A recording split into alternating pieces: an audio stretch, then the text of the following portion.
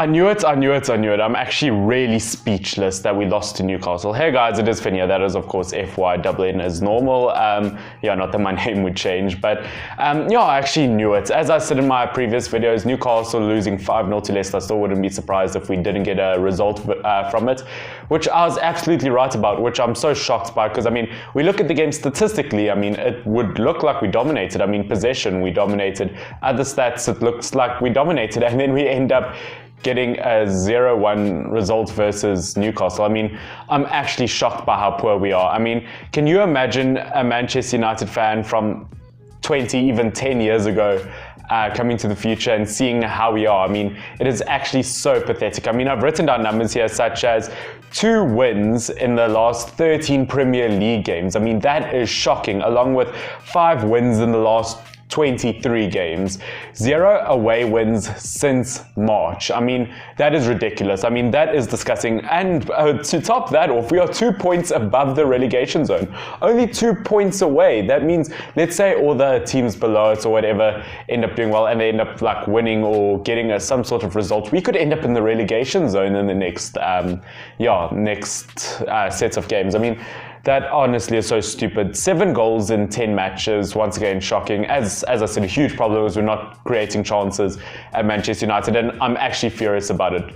I say this over and over, we shouldn't have gotten rid of Lukaku. Everyone's saying we shouldn't have gotten rid of Lukaku, and apparently Solskjaer said something like he would rather be a striker short than have Lukaku. I don't believe he said that, but apparently he did, which, that's also, once again, I still can't believe it. How can we let go of attackers like that when we struggled already to create chances?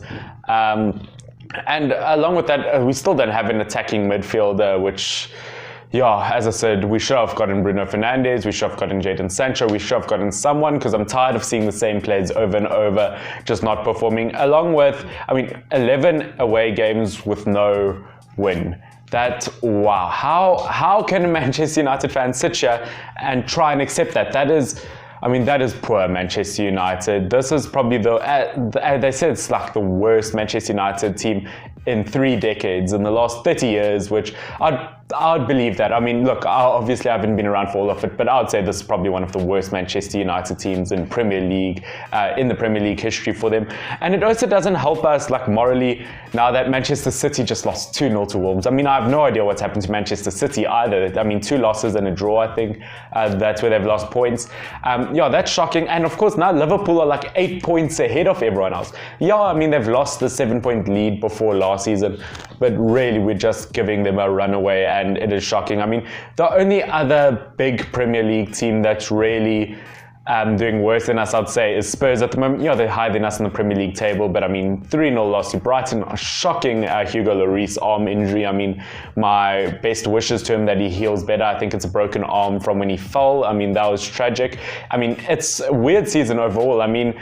Everton is in the relegation zone. I'm really surprised Marco Silva's not sacked already. He could possibly be by the time this video is out. But it's really weird in the Premier League at the moment. Of course, Wolves haven't performed the whole season, and now they go and beat City. Look, it's a very odd one, but I'm so disappointed. And even David De Gea himself, I've got his quote down here. David De Gea said, "It is not acceptable, not just this game, but the whole season. It is the most difficult time since I've been here. I don't know what is happening. We can't even score 1 goal in 2 games." That just summarizes it up. Our captain, our goalkeeper, one of our most loyal players who's been here for a very long time at Manchester United, even he is saying this is the worst time he's ever experienced. I don't know what's wrong with us. And to top it all off, it's Longstaff who ended up getting the goal. I think it was his brother we were linked to in the transfer season, and we're all like, nah, he's a dreadful player. He's actually a joke of a player. Why would you buy him? And of course, I think it's now it's his younger brother gets the winning goal against us. That's so horrible. And once again, I'm so upset that Wan-Bissaka didn't play, because I really backed us up because of him. I keep on watching that goal over and over that Newcastle got, and I always realized that I think it was Delo on the side, or Young, who didn't end up marking, or he wasn't standing in the right position, and that allowed that pass that got the assist. to that goal. And I know Wan-Bissaka, if he played, he probably would have been marking that player. I mean, I know it's a big if. I mean, it probably couldn't have happened or might not have happened. But at the end of the day, I mean, it's such a disappointing result. And I mean, I can't wait for Wan-Bissaka to play again. I think they said he'll be good for Liverpool.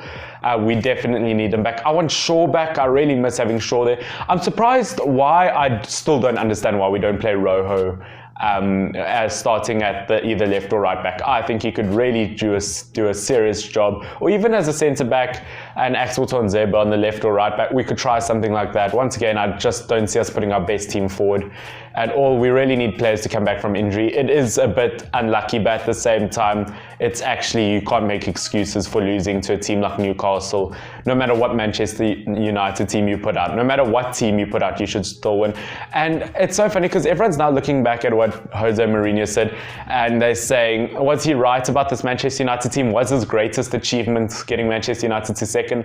I mean, I hate to say it, but I probably think so. I mean, look, we've improved our defense since then. We've gotten Maguire in and Wan-Bissaka. And I want to ask you guys, the question this week is, with these kinds of defenders and with the players that we have brought in, do you think Jose Mourinho would do well with this team now? Do you think he'll do a better job than what Ole Gunnar Solskjaer is doing with this Manchester United team? I want your answers to that down below. Once again, this isn't going to be a super long video, and of course, this is my last day of holiday. I'm starting school again tomorrow, sadly. So I hope I get a match week prediction out this week. If not, just know it's because I am busy. But I do upload those weekly, but I might miss a week or so. I'm sorry this term because it is my finals of school, so lots of writing, lots of studying ahead. So I'm sorry if I end up missing a few videos, but I hope you guys have enjoyed this video. Once again, Manchester United, it is absolutely unacceptable. I'm actually tired of having Ole in as well. I think Ole needs to get out. I'm very upset with that. Apparently Pep Guardiola, there's this whole thing about Pep out as well for City, which, I mean, come on. I mean, it's like 2 losses in the season. No one's actually going to, you can bring in any manager in Guardiola's place, he's not going to do the same job or better than what Guardiola is doing. Pochettino, once again, I've said for a while, I think Spurs need to get rid of him. He's just really not moving forward with this team starting the season. Manchester United, I'm so disappointed in you guys. Please do subscribe. Don't forget to subscribe if you are new. I hope you have enjoyed this video. Yeah, I'm just disappointed. This has been Finn. FYNN, stay awesome. Cheers.